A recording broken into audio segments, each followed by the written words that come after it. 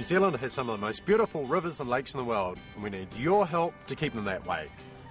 One way that freshwater pests can be transferred between waterways is on recreational items that you use in the water, everything from boats to boots. And once these pests are in the water, they can have a detrimental effect on wildlife in our rivers and lakes and the quality of the recreational experience our waterways offer. Because it only takes one pair of tramping boots or a wet life jacket to give a hitchhiking freshwater pest a ride to a new location where it can establish and cause damage.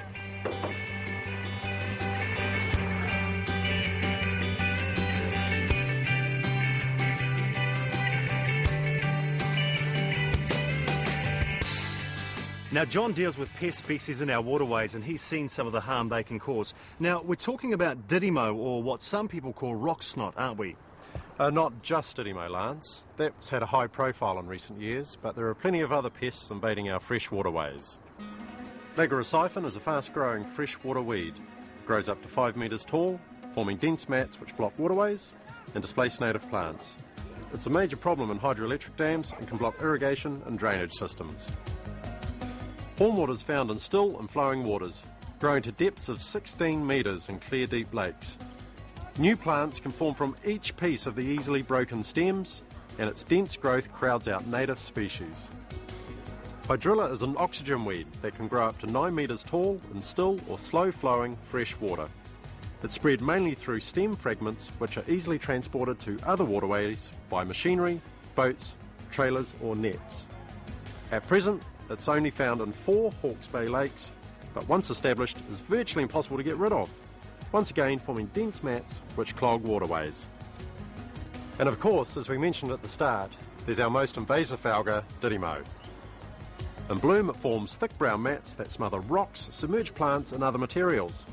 It can clog irrigation and hydroelectric systems, and frankly, it's an unsightly mess that can seriously harm the enjoyment of activities such as fishing and boating.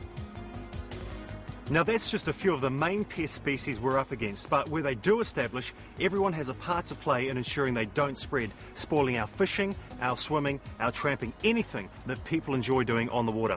But if someone's out and about travelling between different waterways, how do they know which ones have pests and which haven't? Look, sometimes it's impossible to tell just by looking. So the best idea is simply to treat all water you've just left as if it does have pests, and all water you're entering as if it doesn't. A nice simple rule of thumb, and it's pretty simple to remember what to do after you've left the water too. Yep. The Check Clean Dry program was established when it was realised just how quickly Didymo was spreading. And it's still the easiest and most effective way for anyone to stop Didymo and other freshwater pests in their tracks.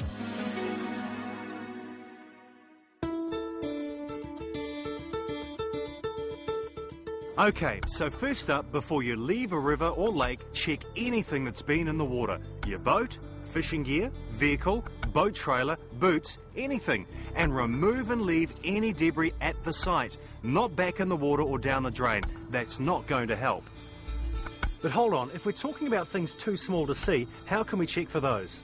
Well, no, we can't. We're just starting by removing anything we can see, which could be a pest or harbour microscopic pests like Didymo. And are there any things that need particular attention?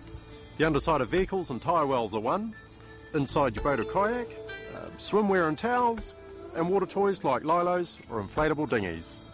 All right, you've checked and you've removed any obvious visible debris from your equipment, your vehicle, your clothing. Now you clean it. And you can do that here or at home, just so long as it's clean before using another waterway. And we're not just talking a hose down with water, are we? No, that's right. Water by itself won't kill pests. Cleaning must be done with a solution of water and 5% of a suitable cleaner like dishwashing liquid, salt, nappy cleaner or antiseptic hand cleaner. These are all items that can be found at your local supermarket or your home. Now a 5% mixture is 500 mils or 2 cups of the cleaner with water added to make 10 litres. And how accurate do you need to be? As long as the mixture is at least 5% cleaning solution, that's all you need to worry about. You can't overdo it when it comes to the effectiveness of the solution. So, if in doubt, err on the side of caution. That's correct. And we also need to think about the environment.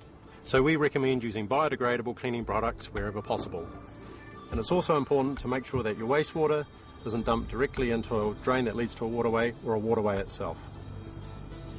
All items that have been in contact with the water have to be thoroughly cleaned, and there are several ways to kill Didymo, so it's a matter of choosing the most practical treatment for your situation, as well as one that won't adversely affect your gear. Hard surfaces can be sprayed and scrubbed with the solution, while absorbent items like ropes, mats, life jackets and boots should be soaked and scrubbed, all for at least 1 minute. Cleaning the inside of vessels is almost more important than cleaning the outside. Don't neglect areas like carpets and mats, bilges and anchor ropes. And just as importantly, you must clean boots, life jackets, water toys or other gear. And remember, anything that's been in the water must be cleaned. Now, you might think it's not practical to be carrying cleaning solution around with you if you say out tramping and need to clean your boots. Obviously, you're not going to have a hose and bucket with you.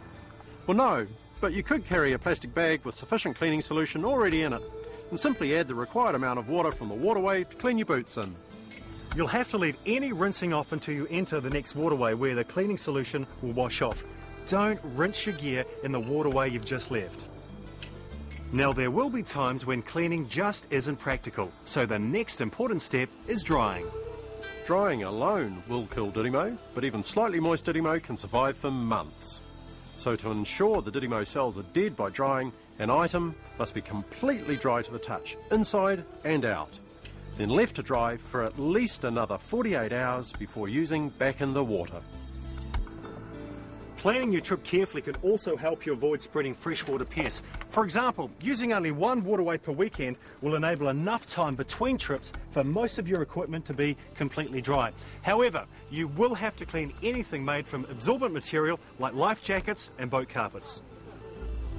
Well, that's the minimum requirements for protecting our lakes and rivers from the spread of freshwater pests. Yeah, it's not comprehensive, and there's more info on the MAF Biosecurity New Zealand website, including more specific cleaning instructions for everything from gravel extractors to whitebait nets, even pets.